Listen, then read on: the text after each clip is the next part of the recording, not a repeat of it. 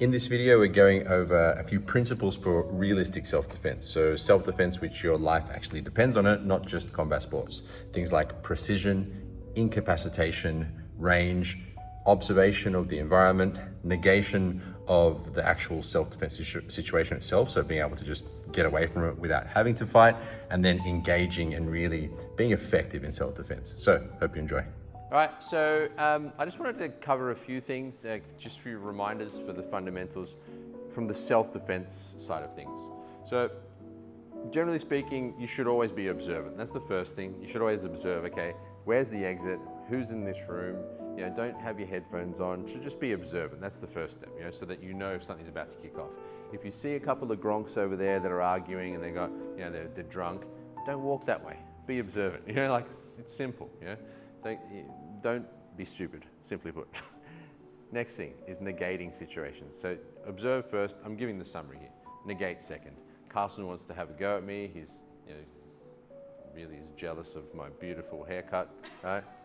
I really like your hair, right? I'll just like, sorry mate, I've got to go meet my mother. I'll catch you later. You just leave. You know?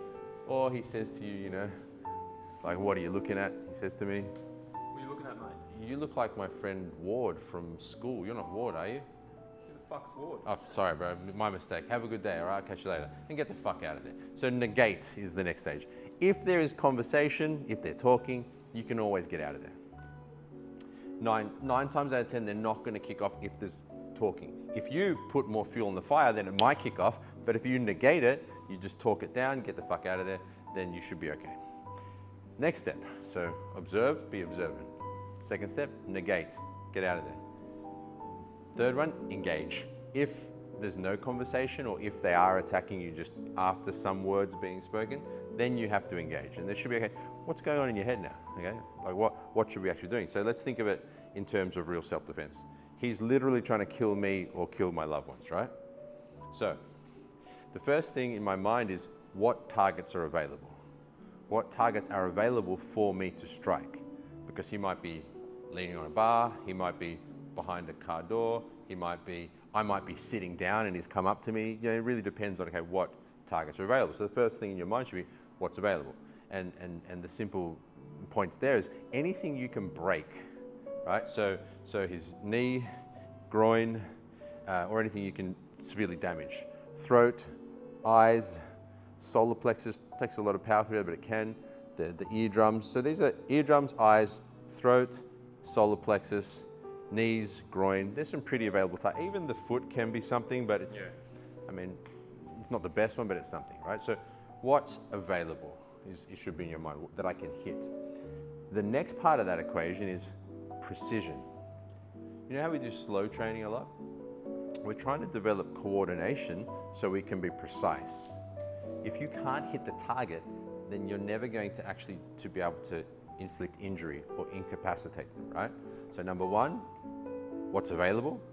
And the idea is to send your weapon through it like a bullet, yeah? I want to send my wrist through his throat. I want to send my finger through his eye. I want to send my foot up through his groin and send his nuts up into his brain. You know what I mean? Like, things like that, right? Yeah, nuts on the brain, yeah. So you see what I'm getting at, right? So you want to have a target, what's available so I can crush it and send my limb through it, my weapon through it like a bullet. Preciseness, so being precise with it. And then range. Like, what's your range? It came to mind now. Meaning, from here I've got a kick, yeah? From here, I probably won't be kicking with my feet, yeah?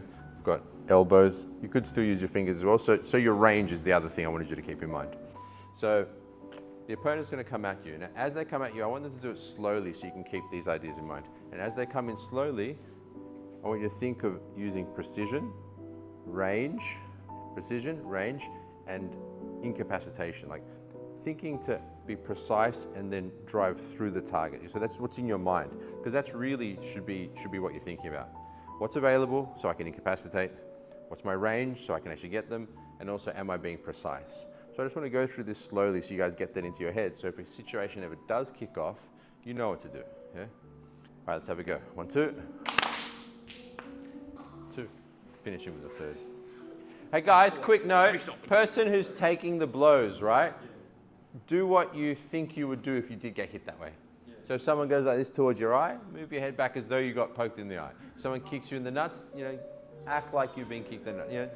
Act it out so that they have a realistic kind of feel for what's going on.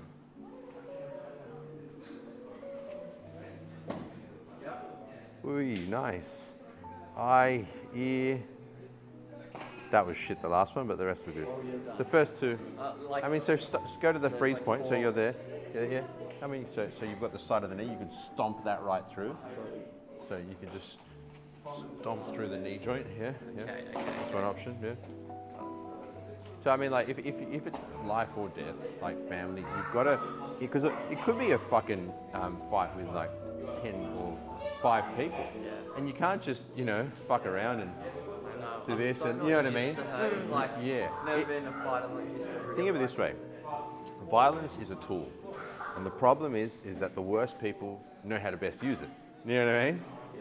And it's really just a tool that you're using to protect your family. That's all it is, right?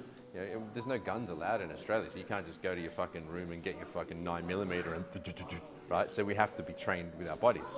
So at least we have some chance, right? So in your mind, okay, for the love of my family, I'm gonna kill this motherfucker. You know what I mean? So you do it from a place of love. You know? Yeah. Not, you know what I mean? I do. Well, that's the only reason we would. And only Kung Fu practitioners aren't doing it so much for violence. It's more for self-mastery and for a love of the art. You know what I mean? Or the love of our family. That's the only time we'd ever really, or friends, use it. So let's go again. Ooh, uppercut to the chin. Now what? I don't know. What do you reckon? You tell me. What's available? I don't know. Finish him. Finish him. Yeah. Soccer ball kick to the head.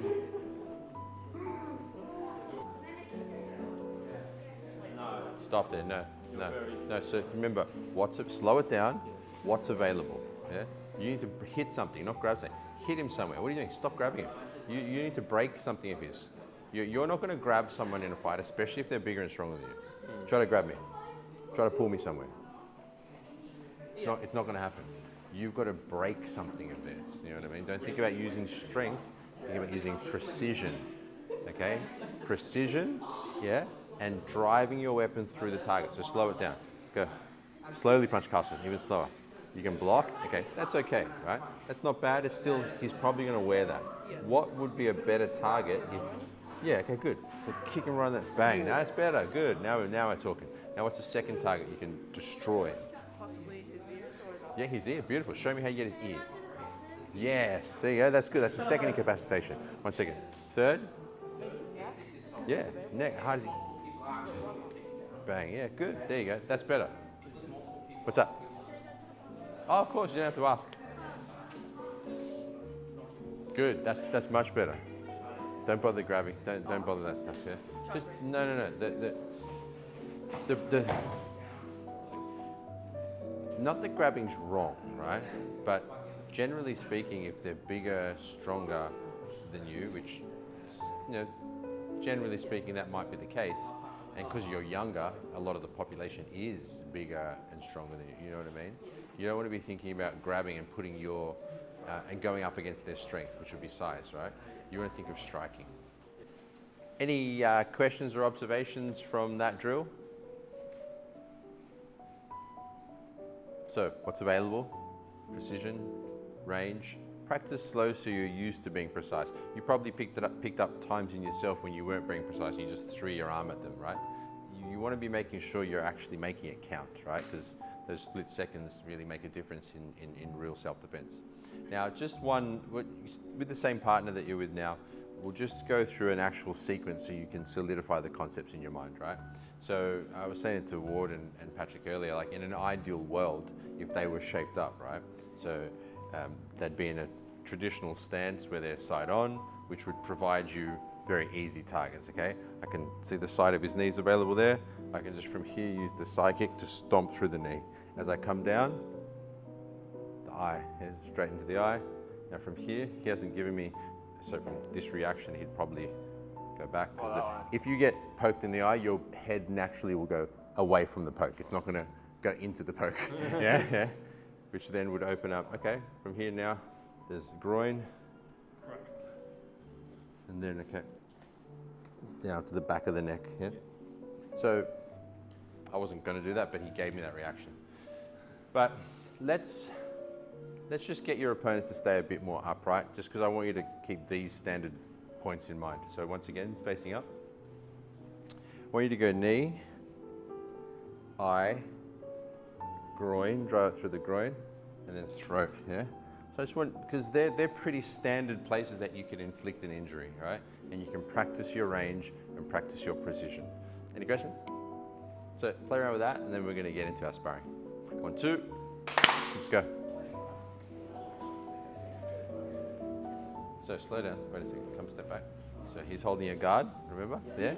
And you're gonna start off with a kick entry, remember? Oh, okay. Remember? So knee's gonna be first, because that's gonna be your longest range weapon.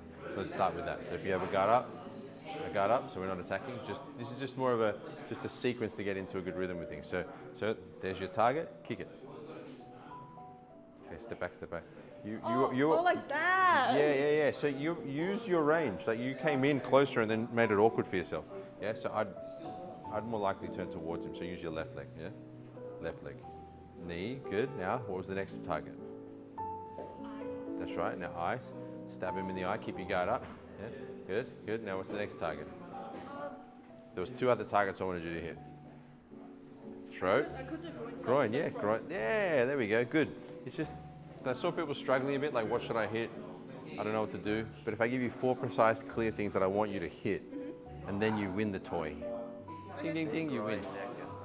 Yeah, they're standard targets. If you hit them with enough force or with enough power, you're gonna, at least one of them is gonna incapacitate, right? Yeah. So let's go. Show me again. Knees. So the knee's the first, but go back. You're way too close. Use your range. Use your range. Yeah. Bang, stomp through his knee. Goodbye, yeah? Good, precise, good. Now eyes, sharpen the fingers up. It's your guard, yeah? So think of it like shoving your whole, like your Wing Chun guard. Yeah, your guard, yeah? Like that. Yeah, good, eyes, good. This is the great equalizer. Groin, yeah, groin, neck. Nice, good. You're a weapon.